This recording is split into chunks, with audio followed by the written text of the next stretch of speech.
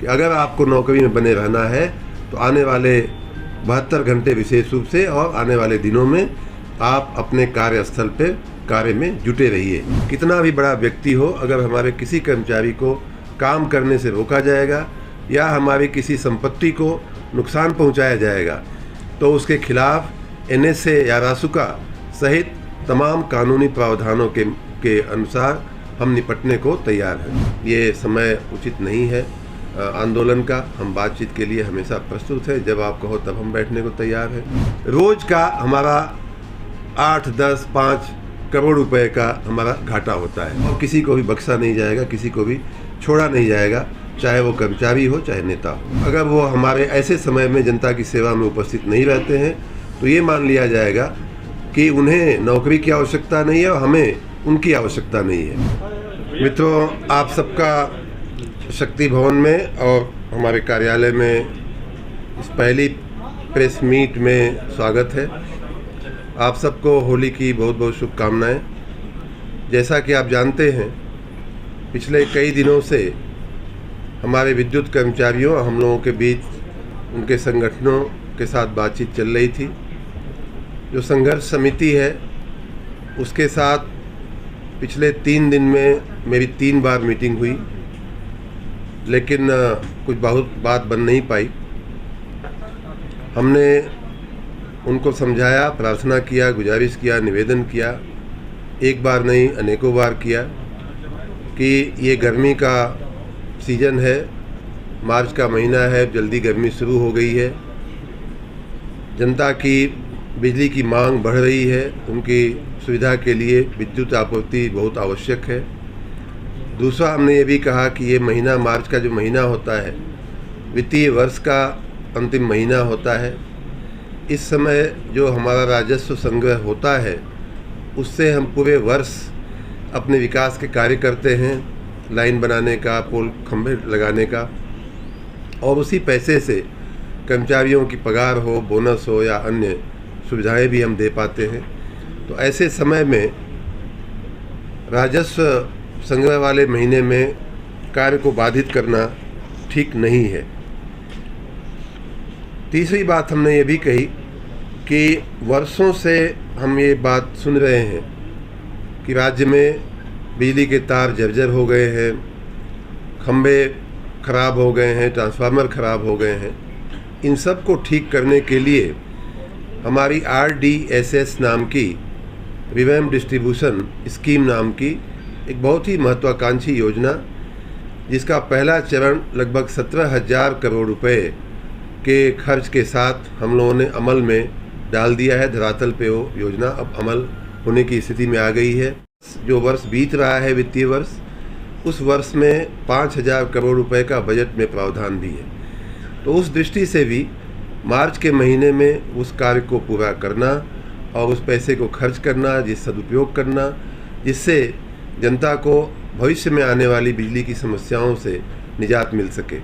इन सारे कारणों के मद्देनज़र मैंने कहा कि ये समय उचित नहीं है आंदोलन का। हम बातचीत के लिए हमेशा प्रस्तुत हैं। जब आप कहो तब हम बैठने को तैयार हैं।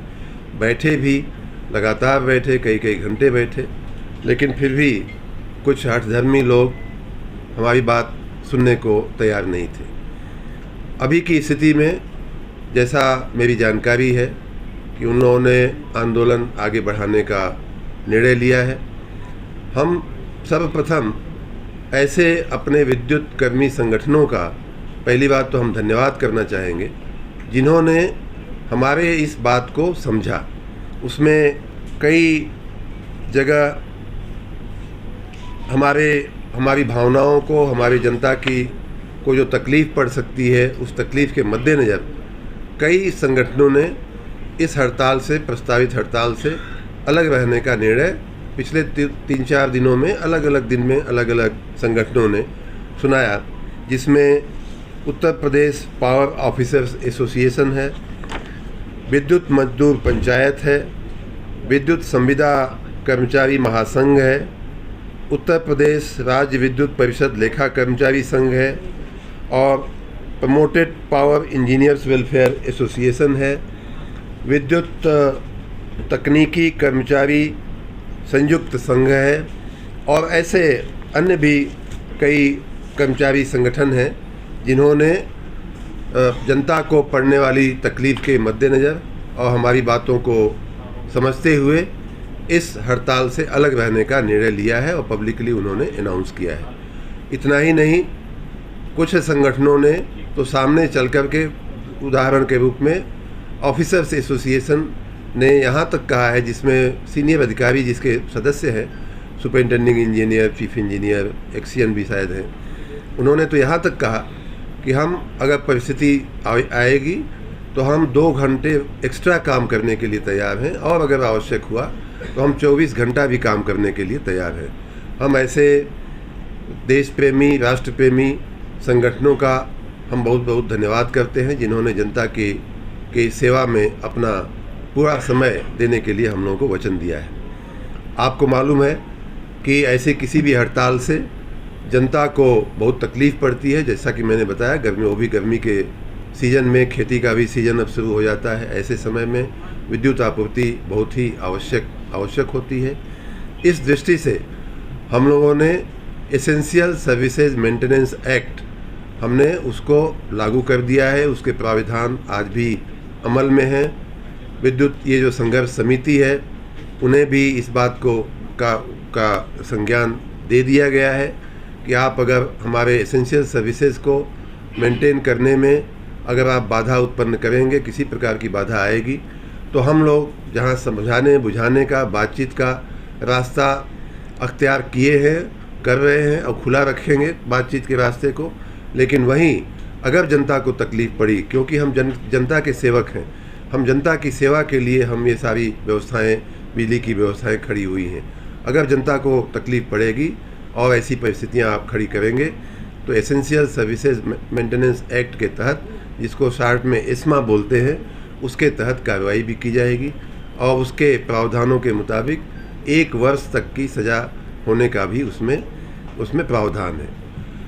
जो कर्मचारी काम पे आना चाहते हैं, जो कर्मचारी काम करना चाहते हैं, जैसा मैंने कहा, बहुतायत कर्मचारी काम पे बने रहने का उन्होंने संकेत दिया है, उन्होंने संकल्प लिया है।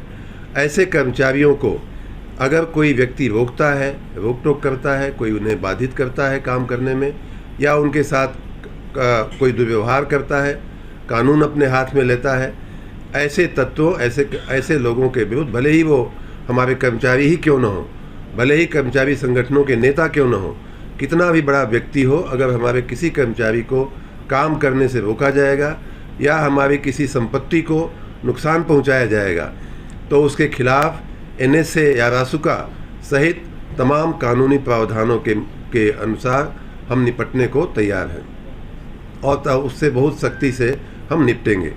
हमने माननीय मुख्य सचिव ने, माननीय मुख्यमंत्री जी के आदेशानुसार, माननीय मुख्य सचिव ने और राज्य के डायरेक्टर जनरल ऑफ पुलिस ने और हमारे अधिकारियों ने, UPPCL के चेयरमैन, MD सहित सभी अधिकारियों ने, ACS सहित सभी अधिकारियों ने, पुलिस और जिलाधिकारी, पुलिस अधीक्षक और जिलाधिकारी, पुलिस कमिश्नर के साथ संयुक्त रूप से VC करके उन लोगों को अलर्ट भी कर दिया गया है।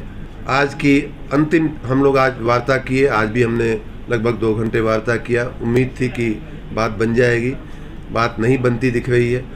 तो उस दृष्टि से हम जिलाधिकारी और जिला प्रशासन को, पुलिस को पूरी तरह से हमने सतर्क किया हुआ है कि कहीं भी कोई भी व्यक्ति, चाहे वो कर्मचारी हो, चाहे उनका नेता हो, अगर कानून हाथ में लेता है या हमारी संपत्ति को नुकसान करता है या कुछ ऐसा करता है कि हमारी जो वैकल्पिक व्यवस्था है, कई जगह मैंने सुना है और पीछे की हड़तालों में भी सुना है कि कई जगह ये लोग कुछ ऐसा कर देते हैं कि नया अगर व्यक्ति उस पर काम करना भी चाहे तो उसको तकलीफ़ पड़ती है। ऐसे किसी भी प्रयास पर हम सख्ती से निपटेंगे, सख्ती से कानूनी कार्रवाई की जाएगी और किसी को भी बख्शा नहीं जाएगा, किसी को भी छोड़ा नहीं जाएगा, चाहे वो कर्मचारी हो, चाहे नेता हो। विशेष रूप से सरकारी व्यवस्था कम पड़ रही थी, इसलिए उन्हें कार्य पे रखा गया है। अगर वो काम पे नहीं आते हैं तो जिस दिन से उनकी अनुपस्थिति शुरू होती है, उसी दिन से उन्हें कार्य मुक्त समझा जाएगा। जब अगर वो हमारे ऐसे समय में जनता की सेवा में उपस्थित नहीं रहते हैं तो ये मान लिया जाएगा कि उन्हें नौकरी की आवश्यकता नहीं है और हमें उनकी आवश्यकता नहीं है। इसलिए तमाम संविदा कर्मचारी, तमाम आउटसोर्सिंग कर्मचारियों को मैं आगाह करता हूँ, पहले से मैं अलर्ट करता हूँ कि अगर आपको नौकरी में बने रहना है तो आने वाले 72 घंटे विशेष रूप से और आने वाले दिनों में आप अपने कार्यस्थल पर कार्य में जुटे रहिए। अगर आपको कोई रोकने की ज़रूरत करेगा, अगर आपको कोई रोकने की रोक टोक करेगा तो उसे, जैसा मैंने कहा, कि उसके साथ आपको सुरक्षा देना और उस व्यक्ति के साथ सख्ती से निपटने की हमारी पूरी तैयारी है। आप सब मीडिया के मित्रों से भी मेरी गुजारिश है, मेरा निवेदन है कि जन सामान्य तक हमारा ये संदेश पहुँचे कि हो सकता है कहीं कुछ समय के लिए कहीं कोई आपको तकलीफ़ पड़े। ऐसे समय में जनता भी थोड़ा संयम रखे, धैर्य रखे। हम बहुत ही व्यापक अरेंजमेंट हमने किया हुआ है। यहाँ एक एक जगह के लिए, एक एक ज़िले, एक एक पावर स्टेशन, एक एक हमारा जो सब स्टेशन है, उन सारे के लिए हमारी पूरी व्यवस्था हमने करके रखी हुई है। फिर भी ऐसे आकस्मिक संजोगों में थोड़ी बहुत समस्याएं आने की संभावना रहती ही है। ऐसे समय में जनता से मैं आग्रह करूंगा, निवेदन करूंगा कि थोड़ा संयम रखें, हमारा साथ दे। हम बहुत ही शीघ्र इस परिस्थिति पर नियंत्रण पा लेंगे। 3 महीने पहले आपका समझौता हुआ है, प्रमुख सचिव और आपकी मौजूदगी में समझौता हुआ। उनका कहना है कि ये तो जो समझौता हुआ था, उनका कहना है कि सरकार उस पर अमल करे। मित्रों, 3 दिसंबर को जो समझौता हुआ था, पहले तो मैं एक बात ये बता दूं कि उस समझौते में 13 नंबर का बिंदु आप पढ़ लीजिए। 13 नंबर का बिंदु ये है कि 2020 में हुए एक समझौते का अमल अभी तक नहीं हुआ है, उसको कृपया अमल करावें। वो भी हमारे उस दिसंबर के समझौते में है। कहने का मतलब ये कि अगर 2 साल पहले का समझौता दिसंबर तक अमल नहीं हुआ, अभी तक अमल नहीं हुआ, तो दिसंबर में हुए समझौते में इतनी जल्दबाजी करने की आवश्यकता नहीं है, पहली बात। दूसरी बात कि दिसंबर में जो समझौता हुआ था उसके कई बिंदुओं पे बहुत ही सचोट कार्रवाई हुई है। मैं आपको अगर सुनना हो तो मैं बता सकता हूँ बिंदु। हाँ, आपको हम दे भी देंगे। बिंदु 11 से हम शुरू करते हैं, जो सबसे चर्चित मुद्दा था। हमारा विद्युत निगम, आपको मालूम है कि लगभग 1 करोड़ रुपए, 1 लाख करोड़ रुपए के या तो लोन है या तो हमारा घाटा है। रोज़ का हम 1500 करोड़ रुपए का हमारा घाटा है। महीने का लगभग 18 से 20, महीने का 1500 करोड़ रुपए का 1500 करोड़ रुपए का हमारा घाटा है। रोज़ का हमारा 8, 10, 5 करोड़ रुपए का हमारा घाटा होता है। ऐसी स्थिति में बोनस देने का कोई औचित्य बनता नहीं है और इसी कारण हमारे आने के पहले के 3 वर्ष, 18-19 के वर्ष से बोनस देना बंद हो गया था। जब हमारी वार्ता हुई दिसंबर में और ये हमारे ध्यान में लाया गया और समझौते का एक मुद्दा भी है वो, हमने कहा कि भाई अभी 1 वर्ष का बोनस तुरंत दे दिया जाए, बाकी के वर्षों का बोनस की हम व्यवस्था जैसे जैसे वित्तीय व्यवस्थाएं होंगी वैसे वैसे किया जाएगा। एक वर्ष का बोनस हम चुकता कर चुके हैं। दूसरी बात थी कि कर्मचारियों को कैशलेस इलाज की आपकी जानकारी में होना चाहिए कि उन्हें कई संस्थानों में मुफ्त इलाज की व्यवस्था है, लेकिन कई बार पैसा वो जमा करते हैं, खर्च करते हैं और उसे फिर रीइंबर्स करने की व्यवस्था है। इनकी मांग थी कि हमें कैशलेस, मतलब हमें पैसा शुरू से ही खर्च न करना पड़े। ऐसी एक व्यवस्था सरकार में खड़ी करने की कोशिश हो रही है। उसी व्यवस्था में शामिल होकर के हमने विद्युत कर्मियों को वो कैशलेस की व्यवस्था देने के लिए हमने जो समझौते में लिखा था उसके अमल की तरफ भी हम 10 तारीख को हमने आदेश कर दिया है, वो भी उनकी जानकारी में है।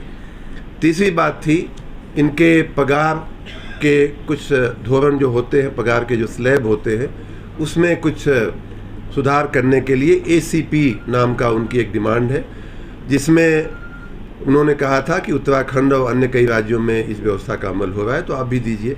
हमने उसको हमारे जो अपर मुख्य सचिव हैं उनकी अध्यक्षता में एक समिति बनाई है, क्योंकि ये हमारे वित्त विभाग से भी जुड़ा हुआ मुद्दा है, तो उसको और आगे छानबीन करके क्या हम कर सकते हैं, उसके लिए हमने समिति बनाई हुई है।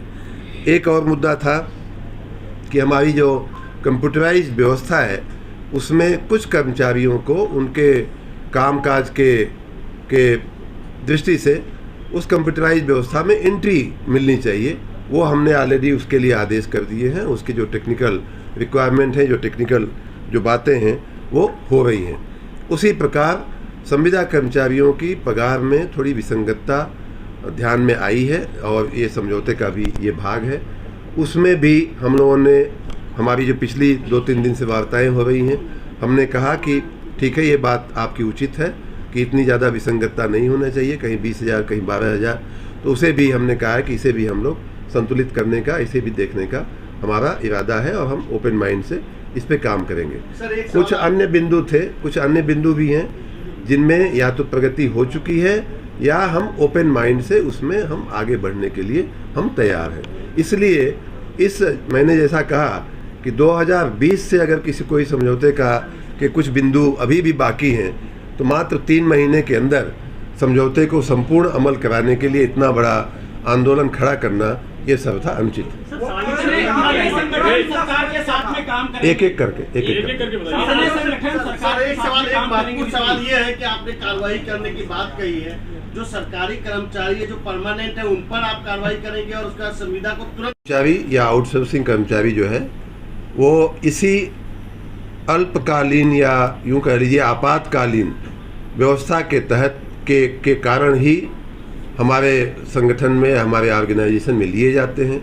जब सरकारी व्यवस्था कम पड़ती है, जब सरकारी व्यवस्था नहीं चल पाती है तो उन्हें लिया जाता है। ऐसे आकस्मिक संजोग में अगर वो जनता की सेवा में उपस्थित नहीं है तो जनता को उनकी ज़रूरत नहीं है, जनता के पैसे से उनको पगार दी जाती है। जनता के सुख सुविधा का ध्यान रखना उनका विशेष कर्तव्य है। मैंने बताया आपको ऐसे 6, मैंने एक एक करके आपको नाम भी बता दिया कि ऐसे 6 संगठन हैं जिन्होंने हम लोगों से कहा है कि हम उनके साथ संघर्ष समिति के साथ नहीं हैं, हड़ताल में शामिल नहीं हैं। उनमें से कई ने यह भी कहा है कि हम एक्स्ट्रा काम करके उन जो लोग नहीं काम पे हैं उनकी जो कमी होगी उसे पूरी करने का भी सालों से प्रदर्शन होता रहा है विभाग। और बाद में कह देते ये माना नहीं जाएगा, आप लोग संगठन के लोग। ये किसी ने नहीं कहा कि माना नहीं जाएगा। ये किसने कहा? मैंने आपको बताया कि 3 साल पहले हुआ समझौता के भी मुद्दे बाकी हैं और उसी समझौते में, हमारे समझौते का मुद्दा नंबर 13 पढ़ लीजिए आप कहिए तो मैं पढ़ के सुना दूं आपको, मैं पढ़ के सुना दूं जिसमें ये कहा गया है कि 3 साल से इस मुद्दे का अमल नहीं हुआ है। तो 3 महीना ही हुआ है ना। हमने कहा कि भाई थोड़ा दिन हमें और समय दीजिए। हम इस दिशा में जिन मुद्दों पे कार्रवाई बाकी है उन मुद्दों पे कार्रवाई होगी। थोड़ा समय दीजिए, हमें काम करने दीजिए। कहना है सर कि आपने 15 दिन का समय मांगा था, समझौते में दिया, वो 15 दिन का समय मांगा। 15 दिन के अंदर 15 दिन, मैंने जैसा कहा किसी भी समझौते का संपूर्ण अमल मैंने 15 दिन में होते हुए देखा नहीं है। हमने कहा था कि 15 दिन में इस पे कार्रवाई की जाएगी। कुछ मुद्दों पे 15 दिन के अंदर कार्रवाई हो भी गई थी और हमने आज जो चर्चा हुई या पिछली जो चर्चा हुई उनमें भी यही बातें कही गई कि हम इस दिशा में काम कर रहे हैं, इस दिशा में कार्रवाई हो रही है, आप आश्वस्त रहिए। जैसा मैंने डिटेल में बताया कि बहुत सारे मुद्दे ऐसे हैं जिन पे कार्रवाई हुई है, बहुत सारे मुद्दे हैं जिन पे कार्रवाई हो रही है। देखिए, देश का कानून है, एसेंशियल सर्विसेज मेंटेनेंस एक्ट जो है वो देश का कानून है।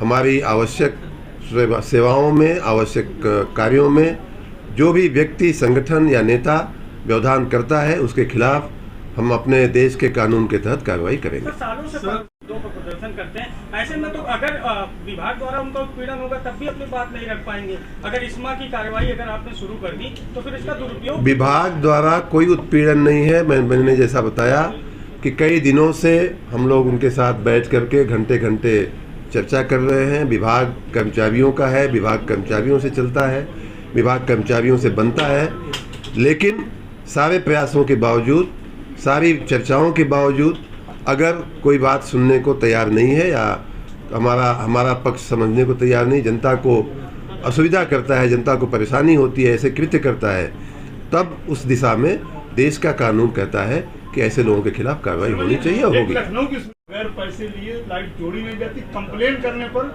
लिख दिया जाता है कि लाइट चालू कर दी गई। बहुत सी ऐसी शिकायतें हमारे संज्ञान में जैसे भी आती हैं उन पे कार्रवाई की जाती है और ये कार्य संस्कृति अच्छी बने, हमारे सेवाओं से जनता को, उपभोक्ताओं को ज़्यादा संतोष मिले, इस दिशा में हम कार्यरत हैं। सर, आम जनता का एक सवाल है, आम जनता का कि जो ये मीटर है सर, स्मार्ट मीटर है, वो जंप कर जा रहा है, ज़्यादा उसकी बिलिंग आ रही है, ज़्यादा पैसा उसमें उन लोगों को देना पड़ रहा है, तो उसके लिए सर क्या व्यवस्था? ऐसी शिकायतें जब भी आती हैं तो हम लोग उन पे कार्रवाई करते हैं, मीटर बदलने की या चेक मीटर लगा करके उसकी खराई करने की भी व्यवस्था है। आप सबसे मेरा निवेदन है कि हमारी बात हमारे विद्युत कर्मी मित्रों तक भी पहुंचावें और जनता तक भी पहुंचावें, जिससे कि हमारे प्रदेश की विद्युत व्यवस्था सुचारू रूप से चलती रहे। आप सबका बहुत बहुत धन्यवाद।